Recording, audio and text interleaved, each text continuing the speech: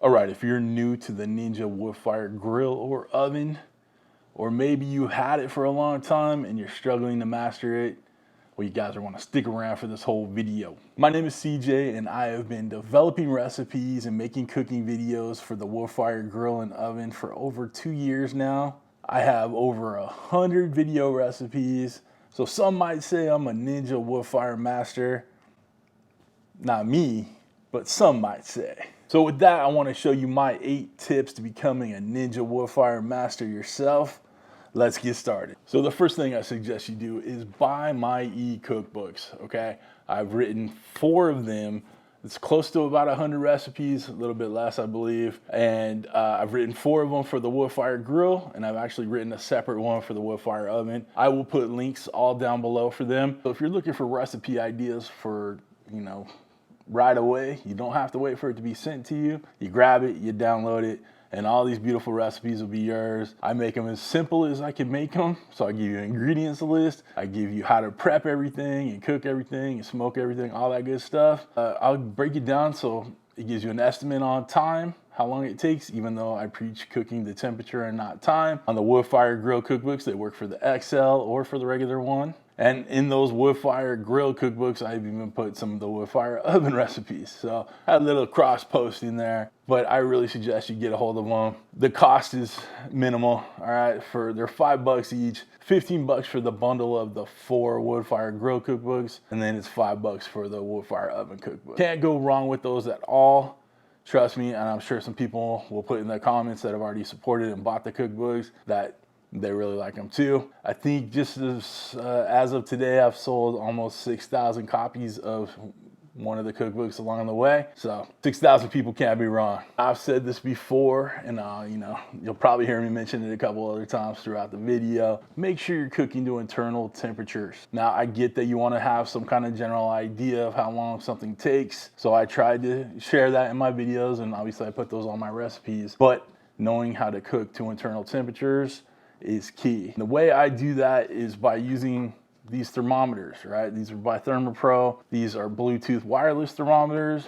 And then I have instant read thermometers, okay? The reason why I preach that so much is that we're in different areas, right? So you may cook something in Tennessee and the humidity is crazy, your elevation is a little higher, whatever, than it is here in Southern California. So you never know, something might take a little bit longer. Sometimes the cookers aren't consistent. So someone's Woodfire Grill in the UK might be built just a tad bit different than the one that I have here in Southern California, right? So cooking to internal temperatures is where it's at. And guys, I say it in pretty much all my videos too. Get one of these ThermoPro instant read thermometers or the Bluetooth wireless, temp spikes. It is completely worth it and it will change your barbecue game. With the instant read thermometers, they're accurate within a second, right? They're waterproof. You keep them outside, keep them inside, use them all year round. With the temp spike thermometers, especially the temp spike plus thermometers, they have an intuitive app you can use on all your cooks, right? You can mess with it on your couch, track it while you're on your couch,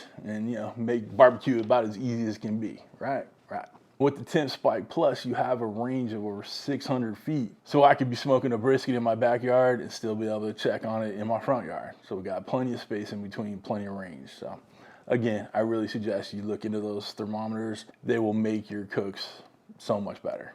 My next tip is to make sure you invest in the accessories that you can get off their website. I'll put links down below for everything I'm going to talk about, but you definitely want to make sure you get that cover first and foremost. These are outdoor grills. I know Ninja says to bring them indoors when you're not using them, but no one I know is going to do that. I'm not going to do that. So invest in that cover. All my Ninja Woodfire grills, ovens, whatever, they're all covered in the backyard. Okay, just like any of my other grills out there, smokers out there, okay? That stand that comes with it is sturdy and strong. I have one. I don't use it as much because I have a workbench that I put them on. Kind of helps like as my outdoor studio. But for most people, getting that stand works out perfectly. Has a little side shelf. Can't go wrong with it. The next accessory I would get would be the griddle plate. Now it comes with the grill plate, but that griddle plate is perfect for smash burgers, for cheesesteaks, all that good stuff. I've even made some pancakes on it before. So that griddle is non-stick. It's perfect for that Woodfire grill, and I suggest you get one. Last accessory I think you should get, especially if you have the XL Woodfire grill, is that rib rack. you're able to hold 4 racks of ribs, full racks of ribs in there. If you have that OG one, the rib racks do not work for that, okay? It's only for the XL grill. But I think by now, a lot of you people have that XL grill. If you have the OG Woodfire grill, you're gonna have to cut your ribs, the rack of ribs in half, stack them up a little bit, but you make it work, and it is what it is. So those are the accessories I suggest you get. If you think of any that I didn't mention, throw a comment down below and I'll address it, okay? Next tip, take some time and experiment with the pellets you want to use while you're using your Woodfire grill and oven. You do not have to use the pellets that come with the Woodfire grill and oven. I actually work with Bear Mountain Barbecue.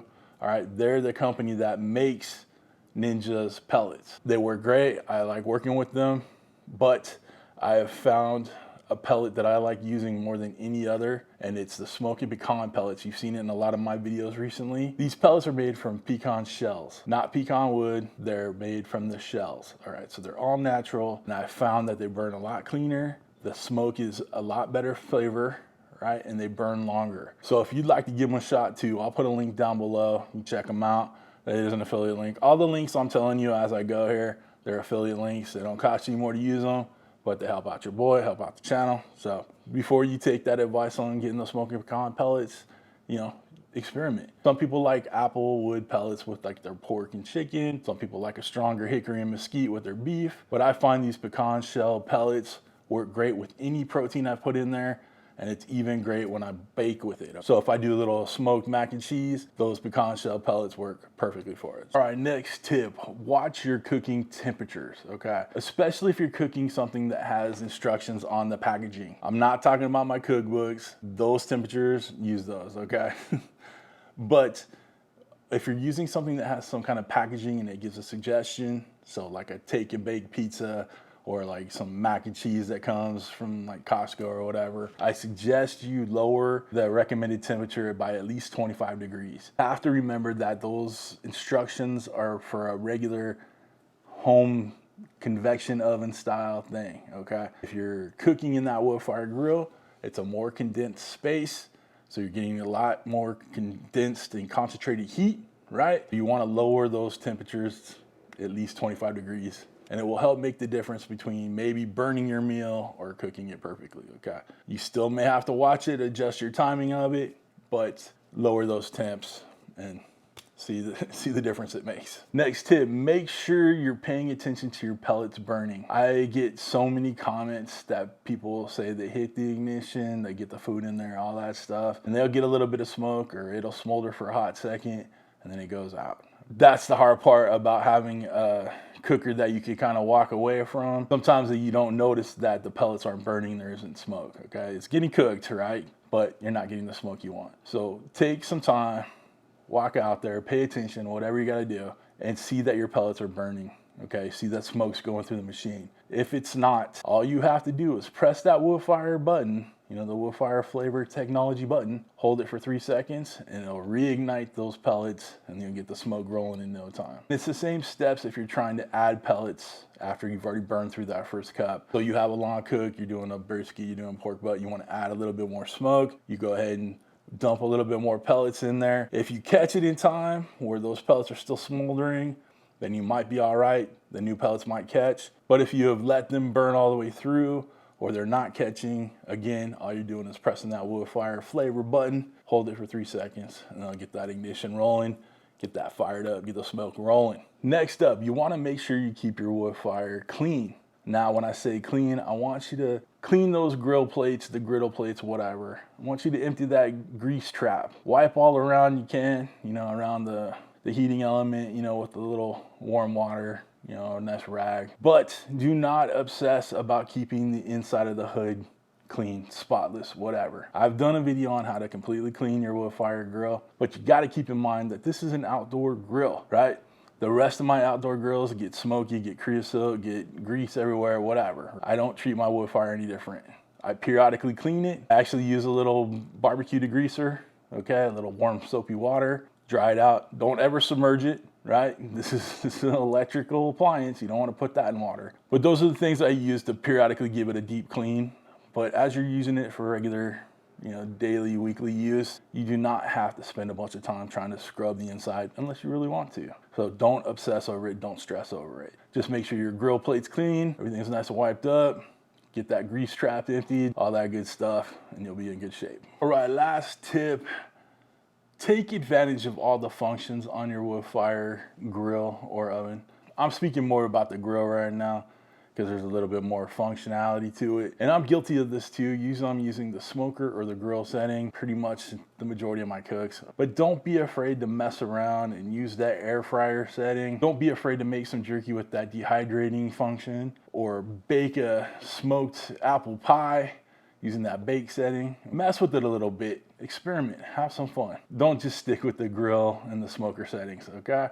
Just, I thought I'd throw it in there because so many people don't think to do a little bit extra with their, their wood fire grills, right? So I wanted to put it in your head that you can do so much more than just smoke or grill. And remember, if you do want that smoke flavor in any of those functions, all you do is press that Woodfire flavor technology button and you could have your smoked apple pie, right? You could have your smoked jerky, smoked air fried wings. So it's worth it to mess around with it and try out the functions on your Woodfire grill. These are my latest tips and tricks for your Woodfire grill and oven. It's my goal to make you a Ninja Woodfire master too. And I'm hoping that with all the videos I put together, my cookbooks, my website, all that stuff has helped you get on your way. But if you're not part of all those things, or you haven't checked them out yet and you're new to that Woodfire grill or oven, take the time, hit that subscribe button, check out cookingwithcj.com, check out my videos, check out the cookbooks, all that good stuff, okay? Before we end the video, I'd like to thank all the show producers that signed up by either clicking that Patreon link in my video description or that join button right next to the subscribe button, which you should have already hit by now. But these people have been with me for a long time. They support the channel in an extra step, right? Support your boy, and I couldn't be here without them. So thank you to all my show producers. But guys, that's it for this one. I hope you have a wonderful, wonderful week. Hope you've learned a little something about the Woodfire, but that's it. Thanks for stopping by. Thanks for hanging with CJ. Take care.